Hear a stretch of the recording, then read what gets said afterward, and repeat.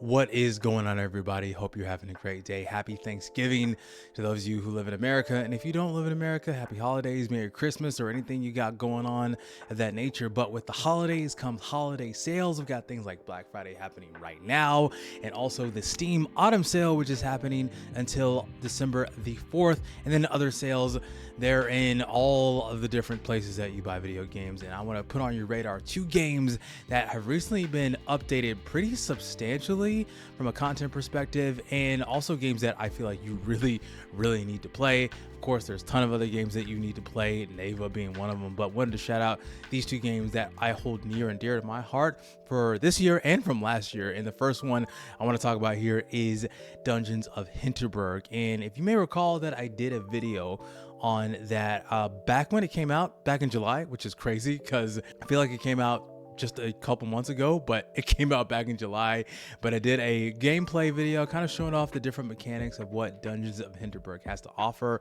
And that video actually did pretty well. I think it got like maybe almost 3,000 views, which is awesome for my channel for how small it is, which is fantastic. And thank you so much for viewing that video. That was awesome. And so it was a great game. And if you don't know what the game is about, it's basically bits of Zelda dungeon crawling mixed with bits of Persona.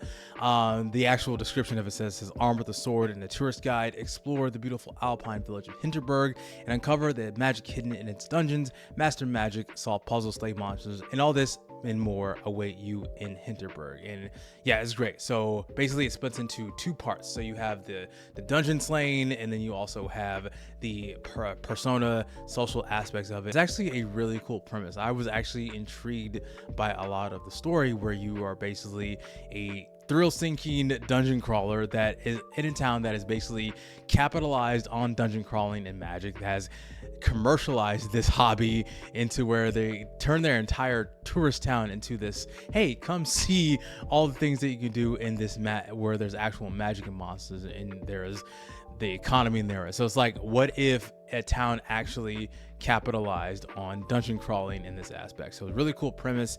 Enjoyed it. Really enjoyed the combat. I thought the combat was pretty solid. Enjoyed the social aspects of it. I almost did about 100% completion on it at the time that I finished it, and it's actually in the top 5 still to this day of my favorite games of 2024. And it did come out with a couple of updates. The first which came out in September is called Slay in Style, which actually opened up something called Olivia's Outfits, which gives you the ability to just change Luis's outfits. One of the things that I didn't talk about in that video is that you didn't really get to change Luis's outfit. She kind of stays the same outfit all the time. Even when you get new gear, you don't really see that gear updated at all. You just have the same outfit the whole time. Got a little bit boring, so to speak. I think your swords changed a little bit, but this update brought with it different updates. It's nothing like substantial. You get maybe a few different color palette swaps of different types of outfits, but you know, it brings a little bit of variety to it, and so you can see Luisa in different formats, and that's pretty cool. There's also a bit to the photo mode, added a bit of filters to it, so a little bit. I didn't really mess around with the photo mode in the game at all, but I thought it was interesting. I thought it was cool, so glad that they had it in there. But the most substantial update that came out in October is called New Game Plus. The biggest thing that this update brought to it is that not only do you get to keep all your weapons and armor and all your items, you also get to have the option of maintaining your relationship statuses with everybody that you met in your first run, in your first playthrough. And so I didn't know that this was happening at the time that I played it, and so I maxed out everybody's relationship stats. So now when I open up a new game and I decided to either reset it or keep it, if I keep it, basically no one's around. It's actually pretty empty. It actually really tells you that when you select that option, that the town's going to be kind of empty because you already maxed out everyone's stats. You have everything unlocked, and that's really what I had. I maxed out everything. I was at max level at the time, but I didn't really have anything else to do in town when I got back from all of my dungeon crawling. So you start the story, same story, you still meet the same people, same everything. There's a little bit of difference in the enemy variety, and also the enemies are a little bit upgraded. The enemies are a little bit more challenging. They also have extra shields. They also have increased attacks. The levels of the dungeons go up. I think my armor and weapons weapon rating was at 10 and 11, and I think the highest dungeon rating was at like a 14. So there'll be more weapons, there'll be more exclusive armor sets and weapons specifically to New Game Plus. There's also some new attack conduits called Downpour, Piercing Glance, Rage, and Wind Dash. There's also a little bit more outfits specific to New Game Plus. There's new achievements, more perks, charms, all exclusive to just New Game Plus. That is a pretty substantial update to this game, which is awesome. It gives the game a little bit more replayability to it, and I enjoyed the heck out of it. I'm just started a New Game Plus run pretty recently.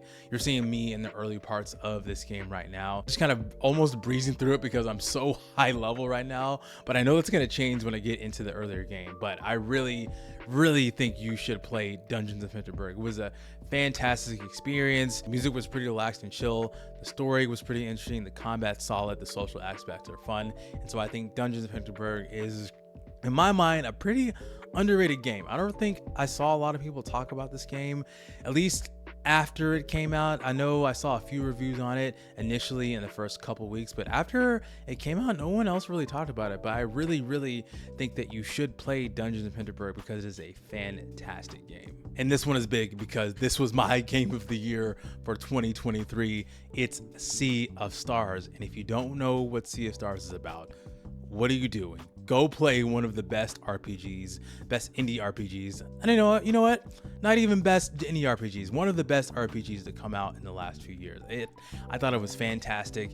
And most recently, they came out with the Dawn of Equinox update. It's kind of a precursor to the DLC that's going to come out later in 2025. And so it's got a bunch of things that they brought with it. And the first of which they got is 3-player couch co-op. Now, I wish it was online. I do wish you had the ability to go online with friends, but I know that would require server space, and that's kind of a lot. But I do like the idea of 3-player couch co-op if you have the people to play it with you. I sadly don't, but I was able to test it on my own because I had another controller just to see what the co-op was like. And essentially, you have one player who controls one per character and another player who controls another character, and you can kind of go off in your separate directions, and one character will maybe teleport to the next. You can also play wheels against each other. Even though it's couch co-op, you kind of know what the next person's going to play, so it's kind of hard to not almost cheat in the game of wheels because you're sitting next to the person that is playing the same game of wheels. So I don't know, wheels are not really a thing, but couch co-op is great. You do the same things that you would do in a single player game where you are doing your time attacks, doing your time blocks. You can also control who is leading the party at the time. You can go in your separate directions and also solve puzzles together a lot easily. So couch co-op is fun if you have the ability to do so. Again, I said I didn't, but I wish they did have it online, but I understand why couch co-op would be there instead of just online because that requires a lot of work. But the next update, which is pretty substantial, is the Combat 2.0. And the biggest one is the mystery locks. And basically you will have locks as you do normally, but the locks will be covered.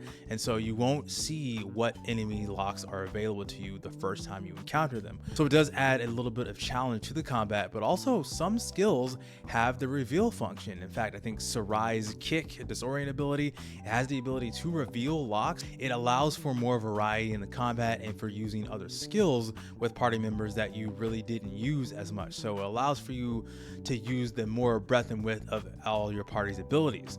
And also combo points remain, which is awesome. I felt like I wasn't able to use combos as much as I did the first time I played through Sea of Stars, and I think it's great that now I'm just able to use combos all the time and use more combos and use all the variety of combos that will be available as you go throughout the story. And so I think that's a great update. There's also a bit of balancing. There's also a revamped prologue in which instead of starting in the middle of Zale and Valir's journey, you are actually starting with them as kids, and that introduces the combat, the idea of time blocks and dodges. You also have a little bit more interactability with your characters and Garl going into the cave at the beginning where he loses his eye. So a little bit more revamping in the prologue, a little bit more in-depthness in the story. So there's some extra bits of prologue and there, a little bit of revamp as well. There's also a new scene for Valir, and it's for the Paths on Water prophecy that she gets from the Elder Mist. Now, I'm not going to show it because me personally, I haven't gotten that yet. I'm still Probably like in the first act of Sea of Stars, so I'm still trying to get through it the second time because I'm trying to do 100% completion again. See both my videos for that if you want to know more about how I feel about Sea of Stars. And so there's more to Valyr's story. There's an extra cutscene there. There's a little bit more involved with her story. There's also some beginning changes. So when you start the game, there are some difficulty presets, which you have story, adventure, and challenges, and each one of those presets will affect the amount of relics that are present.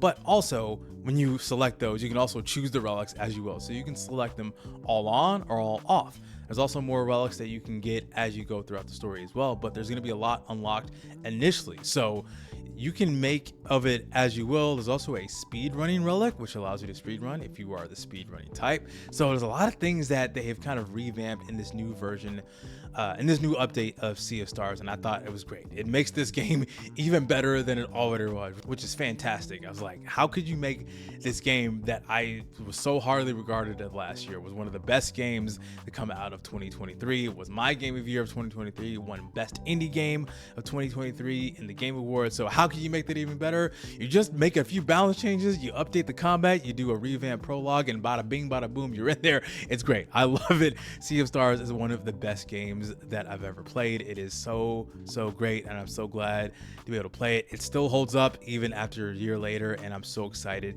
for the DLC that's going to drop here in the spring. So now is a great time to buy both of these fantastic games, both Dungeons of Hinterberg and Sea of Stars. They are both on sale right now until December the 4th. Dungeons of Hinterberg being 50% off and Sea of Stars being 33% off. So I will drop a link to both those games down in the description. If they've been on your wish list for a while, now is the time to pick it up. Pick it up right now. And if you want to know more of how I feel about both of these games, see my Dungeons of Hinterberg video that I did back in July, and also all the Sea of Stars videos that I've done, more specifically the spoiler-free and the spoiler-filled videos that I put out last year about the first time I went through Sea of Stars, and also reaching 100% completion, because both of these games are fantastic. Sea of Stars is one of my favorite games of all time, just right up there in my top 10 favorite games of all time. It shot up there pretty quick, and I love it so much. And more on Dungeons of Hinterberg when I get to it in my top 10 list for 2024.